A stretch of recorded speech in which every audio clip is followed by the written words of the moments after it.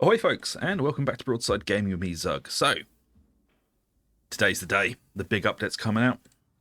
And let's look at what Grim Protocols has brought for us. So, of course, the Zealot gets the Relic Blade, and I've had a little play around with it on stream this morning. And I actually really like this weapon. It's a very fun weapon to play with. So, let's jump in and look at a day one build. Now, obviously, these weapons are going to require a lot more testing. So this is a day one build, so, keep that in mind. So what we're doing with the modifiers. So obviously, as it's broadside gaming, mobility is going to be our dump stat. Everything else is going to be maxed out to 80, which is damage, finesse, heat management, and power output. Perk-wise, we're going to be sticking with plus 25% damage to Maniac and plus 25% damage to Flag. Now, this is an absolute thresher of a weapon. It does struggle a little bit against Carapace, but that's also why we're taking the Boltgun. So we're as well-rounded as we can be. Blessings-wise, we're using Cranial Grounding, which reduces the heat build-up by 6% and increases weak spot damage by 4% for 3 seconds on chained weak spot hit. Stacks 5 times. So you can think of that as kind of like an amazing brutal momentum for the Relic Blade. And for the other blessing, we're going with a Rampage. Hitting 3 enemies with an attack increases your damage by 36% for 3 seconds. This thing loves big, sweeping attacks. So the light attacks are Sweep, Sweep, Strike. And they're all about head level. And this is completely unpowered, by the way. But then we can power it up. And as you can see, it really does take no prisoners. And the more we hit those weak spots, you can see Cranial Grounding stacking up and reducing the amount of heat we're taking. But do be warned, if you do what I just did, your heat will go over, and you won't be able to charge the sword for a little while. And the heavy attacks are pretty decent. What's nice about the weapon is you can weave between heavy and light for some very satisfying gameplay. You don't have to stick with all one or all the other. And the block push is a nice stab to the face. And also, this weapon is very, very good at keeping rages staggered, which some of the two-handed weapons Zealot gets isn't very good at. You get a little bit overwhelmed by them. So what we're using for the range weapon? Well, the Spearhead Boltgun. And as you can see, mobility is our dump stat again, because, no, don't need mobility, it's rubbish. Perk-wise, we're going with Flak and Unyielding. This is so that we have some real good boss damage if we need to, so you can just mag dump into a Beast of Nurgle or into a Plague Ogrin, and you can be pretty sure it's going to go down. Blessings-wise, we're going with Fire Frenzy, gain 10% close damage for 3.5 seconds after killing an enemy at close range, stacking 5 times, and Inspiring Barrage. This is just giving us a way to farm back some toughness. So, plus 4% toughness on every 10% of magazines spent during continuous fire, stacks 5 times. Now, for the Curios, I'm running max toughness across the board. At this point in time, I don't think this is exactly right. So what you can do is you can switch it up with max health, change one of them, or you can change all 3 to max health if you want to. As I said, this is a day one build. Not everything is completely sorted out yet. So if you want to go for full health, this is how I would do it. Or if you want to go for full toughness, do it like this. Of course, gunner resistors on the weapons because gunners are absolutely awful. And they still shred you like it's nobody's business. Now, we can take a quick look at some of the other blessings on the Relic Blade. The game actually wants to load properly. They are quite interesting. So we've got Counterattack, which gains 10% attack speed for 3 seconds on a perfect block. Can only occur once every 8 seconds. Wrath, of course. A staple of all weapons, really. Cranial Grounding, which is what we're using. Overload. Upon reaching the lockout state, you cause an explosion around you, immediately reducing heat by 25%. And of course, Rampage. Devastating Strike, 80% cleave for 5 seconds on critical hit. Energy Leakage increases strength up to 20%, scales on heat. This is a pretty nice blessing. I was almost tempted to take this instead of Rampage, but I think Rampage just pips it out. Heatsink, weak spot kills and critical strikes kills reduce heat by 10% over 3 seconds. Siphon, hitting at least 3 enemies with an attack while weapon special is active, regenerates 16% toughness. This is actually quite a nice blessing. And if you want to switch out from damage to toughness regen, this is a good one to go for. And of course, Energy Transfer, reduce heat build-up by 20% and increase heat dissipation by 5% for 5 seconds on perfect block, can only occur every 8 seconds. So there's some interesting blessings in there. So let's take a look at the build. So we'll start over here on the right first. We're going with Backstabber, plus 20% damage on melee backstab hit.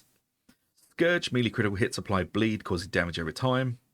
Toughness boost into Second Wind, replenish 15% toughness on a successful dodge. And Enduring Faith, plus 50% toughness damage reduction on critical hit for 4 seconds. Then we're coming down the middle here for Anointed in Blood, up to 25% base range damage, reduce the further you are from the target. This is really going to help us mag dump into things that need to die. And then into Purge the Unclean, plus 20% damage against infested and unyielding enemies. Again, this is going to help with the boss damage. Into the Toughness boost, into Restoring Faith, on taking damage, heal 20% of that damage, occurs over 4 seconds. Then we're picking up the Immolation Grenade, my favourite grenade. This is going to help us deal with hordes as well, especially in Havoc and Auric, where it's going to get crazy. Into a Toughness boost, and then we're picking up Toughness damage reduction into Dance of Death. Spread and recoil, minus 75% spread and 50% recoil for 3 seconds on successful dodge. Thy Wrath be swift, on enemy melee attacks cannot stun you. On taking damage, gain 15% movement speed for 2 seconds. Then we're jumping here over onto the left for 5% melee damage, into 5% movement speed. Duelist, plus 50% weak spot and critical hit for 3 seconds on successful dodge. Until Death, fatal damage instead grants you invulnerability for 5 seconds, occurs over every 2 minutes. Holy Revenant, when Until Death ends, you regain health based upon the damage you dealt during Until Death, to a maximum of 25% max health. Melee damage dealt heals for 3 times the amount. Into Benediction, plus 15% toughness damage reduction for you and your allies in coherency. Down into Toughness boost, and then Fury of the Faithful. Dash forward, replenishing 50% toughness and gaining 20% attack speed for 10 seconds. Your next melee hit gains plus 25% damage and is a guaranteed critical hit. And then into Redoubled Zeal. And then into Suppression Boost. Punishment, melee attacks that hit at least 3 enemies grant 5% impact strength for 5 seconds, stacks 5 times. At max stacks, gain uninterruptible. Into Movement Speed Boost, into Invocation of Death, plus 200% ability cooldown regeneration for 4 seconds on melee critical hit. Into Blazing Piety, plus 15% critical hit chance for 8 seconds when in Fury. Fury is triggered when 25 enemies have died within 25 meters. And then into Fury Rising, critical hits also count towards triggering Fury. And Righteous Warrior, plus 10% critical hit chance from Blazing Piety. Now, I am actually going to give you a second way to build this.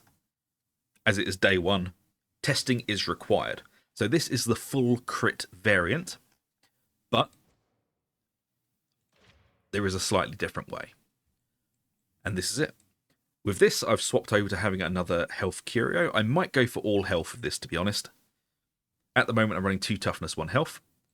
And this is how the build differs. So, as you can see, we're losing Scourge and Enduring Faith, but we're picking up Blood Redemption. Going down into Second Wind, and then the middle tree is exactly the same. Grabbing all these, but we are losing this side of the tree. We're losing that, Dance of Death, and Thy Wrath be Swift. But because of that, we're still coming down here, so this is exactly the same on this side as the other build. But we're not going down into Blazing Piety. What we're doing is going into Innoxiable Judgment, because the Relic Blade is very, very happy with more attack speed the faster you can swing, the more damage you can do, and the better the blade performs. So, I'll show you the difference again. So, this is the first build I showed you. And this one, we're stopping at punishment, going to toughness damage reduction here. We're picking up Faithful Frenzy for 10% attack speed, and then going into melee damage boost here. Picking up Sustained Assault, plus 4% melee damage for 5 seconds on hitting an enemy with a melee attack, stacks 5 times. Down into toughness damage reduction here. And then we're picking Pious Cutthroat. Backstab kills restore 20% ability cooldown. Just, it's the sheer volume of enemies you're going to be having. We're not trying to be behind everything all the time, but from volume killing, that a lot of them will be with their backs to you.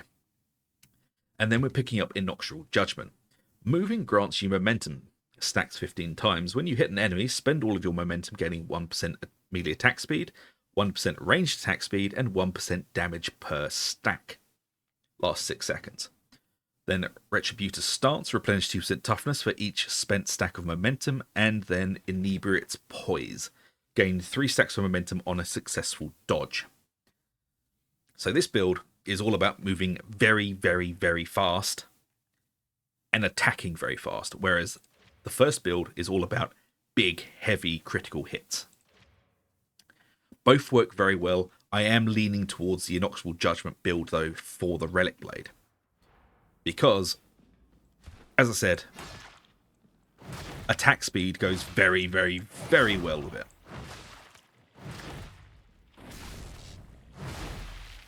So we're not so heavily reliant on crit. We are literally getting base damage and base attack speed from doing everything. So the damage arc is going to be a lot smoother and less spiky compared to a crit build.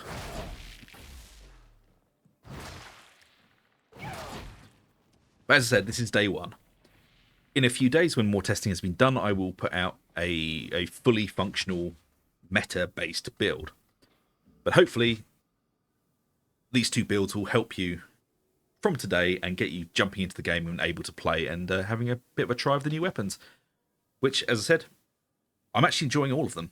I wasn't too impressed with some of them on the announcement, but after testing, they're actually really good.